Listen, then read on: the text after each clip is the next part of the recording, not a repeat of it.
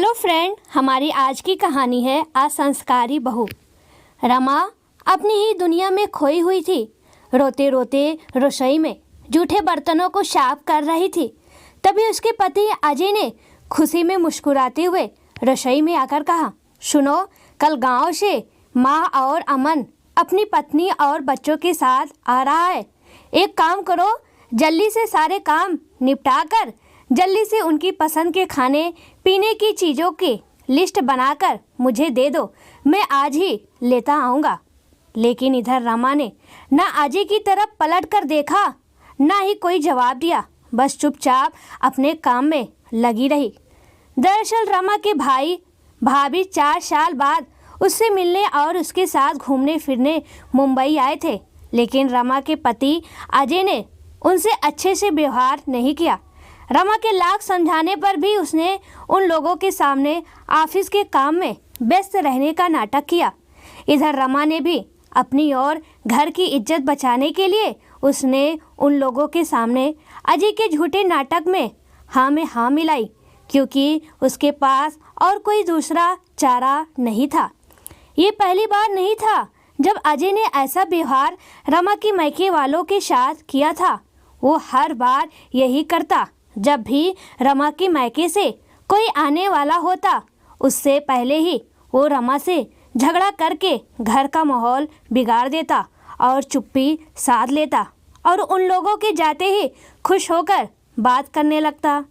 अजय की बातों को अनसुना छोड़कर रमा का यूं अपनी सोच में खोए रहना और अपनी धुन में बर्तनों को धुलना अजय को बिल्कुल भी पसंद नहीं आया, क्योंकि ये रमा द्वारा चुप रहकर उसके अहम पर की गई चोट थी।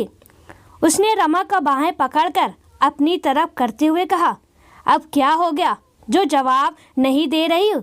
मैं तुमसे बात कर रहा हूँ, दीवारों से नहीं, समझी? लेकिन आज रमा ने अपने आंसुओं को पोंछते हुए हिम्मत करके अजय से कहा, हाँ सुन लिया मैंने, पता चल गया मुझे। कल से खाना बनाने वाली को बुला लूँगी और बाकी कमली नौकरानी को समझा दूंगी कि जब तक वो लोग रहें तब तक कोई छुट्टी ना ले। कुछ एडवांस भी उसको दे दूंगी, ठीक है? अब हटो, मुझे काम करने दो। अजय ने गुस्सा दबाते हुए आश्चर्यचकित होकर कहा, क्या मतलब? खाना बनाने वाली को बोल दूंगी? तुम कहाँ जा रही हो? मैं चाहता हूँ, देखो मेरी बात कान खोल कर सुन लो। उन लोगों के सामने तुम अच्छे से रहना, उनकी सेवा में कोई कमी ना रहे, ये तुम्हारी जिम्मेदारी है।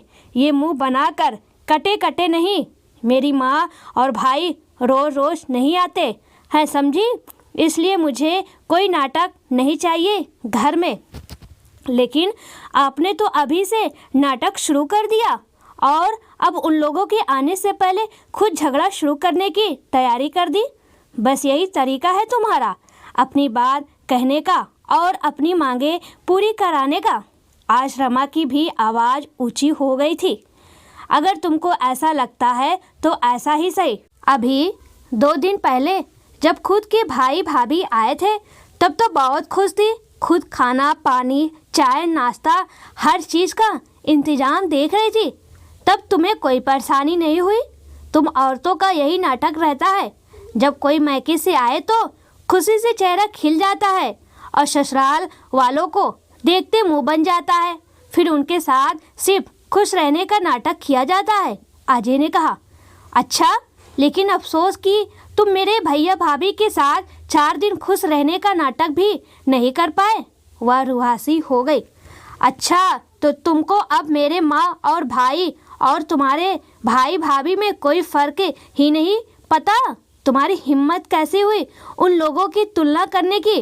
अजय ने गुस्साते हुए कहा। अजय बोला, और सबसे बड़ी बात, उनके आने से पहले ही मैंने कह दिया था कि तुम मुझसे कोई उम्मीद मत रखना। मुझे ऑफिस के बहुत काम है। इस महीने में मैं पूरा महीना व्यस्त हूँ, तो मैं उन्हें मुंबई दर्शन नहीं करा सकता। रमा बोली, अच्छा, तो तुम कल से ही फ्री कैसे हो जाओगे सासू माँ और देवर जी के लिए? क्योंकि अभी तो पूरा महीना बीता नहीं है। चलो मान लिया मुंबई दर्शन ना सही, लेकिन क्या तुम उनसे बैठकर 2 मिनट प्यार से बात भी नहीं कर सकते थे? शनिवार रविवार घर पर रहने वाला इंसान उनके आने पर उन 2 दिनों में भी ऑफिस का बहाना करके दोस्तों के साथ पार्टी करने चला जाता था। उन्होंने कुछ नहीं कहा, लेकिन मुझे तो बुरा लगा ना। 4 साल बाद वो हमारे घर हम सबसे मिलने आए थे 1 सप्ताह के लिए, लेकिन तुम उनके साथ खुश रहने का नाटक भी नहीं कर पाए। रमा, तुम पहले बात करने का ढंग सीखो। मैं उस घर का दामाद हूँ और तुम इस घर की बहू, समझी? तुम क्या चाहती हो कि मैं घर जमाई बन जाऊँ, उनके आगे पीछे घूमूं? तो ये सब मुझसे बिल्कुल नहीं होगा।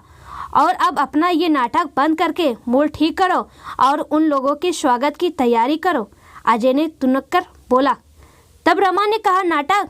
काश मुझे तुम्हारी तरह नाटक करना आता तो तुम मेरा दर्द समझ पाते, लेकिन अब बहुत हो गया।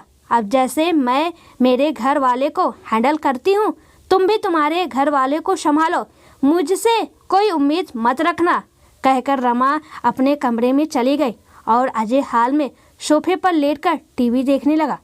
अगले दिन अजय उठा तो देखा कि उसे देर हो गया। स्टेशन पहुंचने में वो गुस्से में रमा को चिल्लाते हुए बुलाने लगा, रमा, रमा, तुम मुझे समय से उठा नहीं सकती थी? मुझे अब तक स्टेशन पहुंच जाना चाहिए था। लेकिन उसे रमा की कोई आवाज़ नहीं आई। उसने अंदर जाकर कमरे में चारों तरफ देखा। उसे कमरे में रमा कहीं नहीं दिख रही थी। उसके माथे पर पसीने छूटने लगे। उसने रमा को फ़ोन मिलाया तो देखा उसका मोबाइल भी घर पर था। इधर अजय के मोबाइल पर उसके भाई का फ़ोन आने लगा कि वो स्टेशन पर आ गया है, वो कब तक आ रहा है उन लोगों को लेने। अजय को कुछ समझ नहीं आ रहा था कि वो क्या करे, कहाँ जाए। तभी उसे दरवाजे के डोरबेल की आवाज़ आई। उसने दरवाज़ा खोलकर देखा तो सामने उसकी माँ और भाई सपरिवार खड़े थे। वो आश्चर्य से देखने लगा। तभी अमन ने कहा, क्या हुआ भैया, कोई बात है क्या? अजय ने हकलाते हुए कहा, अरे नहीं तो कोई भी बात नहीं, आ अंदर तो आ। कैसे आया? कैसे? मेरी तो आँख ही देर से खुली। हाँ, बताया भाभी ने कि आपकी तबीयत थोड़ी ठीक नहीं, इसलिए वो आ गई लेने, हमें छोड़कर कुछ सामान लेने गई है। बोला तुम लोग चलो, मैं सामान लेकर आती हूँ। अब कैसी है आपकी तबीयत? अमन ने कहा। तब तक रमा भी वहाँ आ गई। रमा को देखते अजय की सांस में सांस आई। कुछ दिन रहकर सब खुशी खुशी वापस चले गए। तब अजय ने कहा, अच्छा हुआ तुमने उनके सामने कोई नाटक नहीं किया। रमा को गुस्सा तो बहुत तेज आया, लेकिन उसने खुद को कंट्रोल करते हुए कहा, हाँ, क्योंकि मुझे तुम्हारी तरह नाटक करना नहीं आता।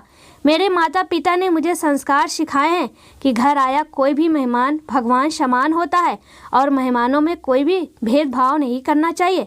तो मैं सबका अनादर कैसे कर सकती थी जब बात अपने ही परिवार की हो, कहकर रमा ने वहाँ से उठकर कमरे में जाते हुए पलटकर कहा, कर तो मैं भी सकती थी तुमको सबक सिखाने के लिए। तुम्हें अच्छे से पता है, क्योंकि उन महज कुछ घंटों में तुम कितना डर गए थे, ये तुम्हारे चेहरे की उड़ी रंगत ही बता रही थी। काश अगर मैं वो सच में कर देती तो तुम क्या जवाब देते, लेकिन तब ये मेरी जीत नहीं होती, बदला होता जो मुझ में और तुम में फ़र्क मिटा देता। दोस्तों, कहानी का सार सिर्फ इतना है कि अधिकतर पुरुष अपनी पत्नी के मायके से आए ससुर, साले या अन्य किसी मेहमान के आने पर साथ ठीक से व्यवहार नहीं करते। या तो वो बिल्कुल चुप रहेंगे या फिर किसी न किसी तरह का व्यंग या कटाक्ष करके उनको अपमानित करते रहते हैं, जबकि खुद के घर वालों के आने पर उनके साथ ये उम्मीद करते हैं कि उनको वीआईपी की तरह ट्रीट करे, उनकी सेवा और आवा भगत करे। लेकिन पुरुषों के इस अभद्र व्यवहार के लिए समाज उन्हें कुछ नहीं कहता, ना ही बेटी के माता पिता या भाई बहन दामाद को समाज में बदनाम करते हैं। लेकिन अगर यही व्यवहार एक बहू करती है तो उसे अनेकों बार अपमानित होना पड़ता है और समाज उसे खराब और असंस्कारी बहू का तमगा चिपका देती है।